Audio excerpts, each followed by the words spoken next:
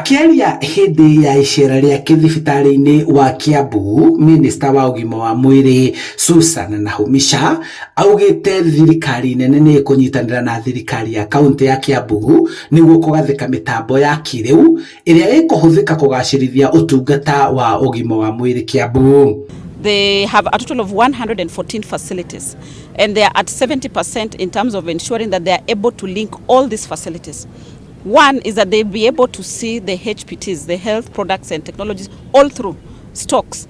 And we want to link them up to KEMSA so that then they can even communicate with KEMSA. That is revolutionary.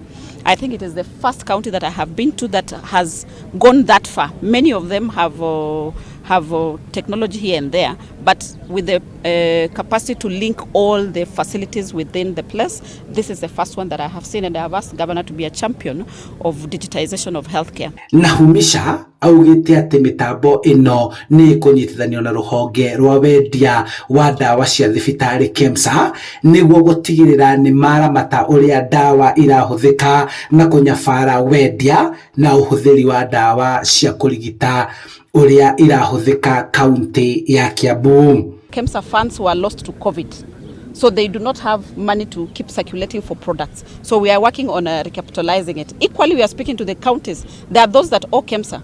Cumulatively, counties owe KEMSA 2 billion shillings. But I'm happy that Kiambu County does not owe KEMSA anything. So we are working to ensure that those that owe pay KEMSA so that then we can pay our suppliers and be able to have stock. Gavana wa Kiambu Kimani wa Matangi akiuga mitambo ino ya kĩrĩu irahũthĩria aria mari mathaga ũtungata wa ũrigitani thibitarĩ-inĩ ciothe cia Kiambu kũmahũthĩria mathaa mao na mahinda ma kwara-raini, kuona umwe no andĩkithagie arĩ o mũciĩ kũmatha ũtungata thibitarĩ-inĩ o yothe ya kaunti, na ũguo ahũthĩrio mathaa make na gũthiĩ gũtungatwo hatarĩ gweterera.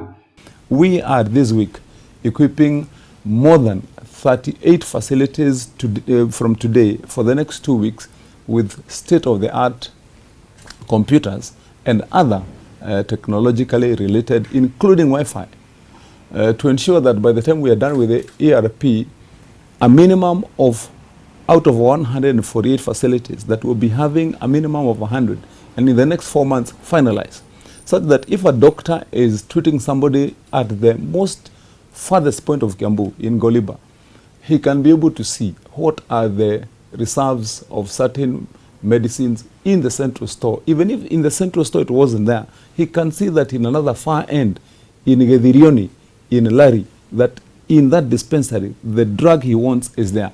And that will give us effective control of how our hospitals are run. And we have got plans to elevate this hospital into a level 5 status. And we have already embarked on a serious major refurbishment and innovations in this hospital that is ongoing. And we have also procured medical equipments worth 500 million that will be distributed across the county to all the facilities. Oho, mitambo ino ĩkũhũthia kũnyabara ũrĩa dawa na indo ingĩ cia thibitarĩ irahũthĩrwo nĩ atungati a thibitarĩ, kuona nĩrĩandĩkithagia o kĩrĩa gĩothe kĩaheanwo kũrĩ ũrĩa ũrakĩbatara, na ũguo gũthinga mĩanya ya ũici na ungumania. Handũ-inĩ ha Inooro TV kuma kaunti-inĩ ya Kiambu, njĩtagwo Charles Gĩkunga wa Kariuki.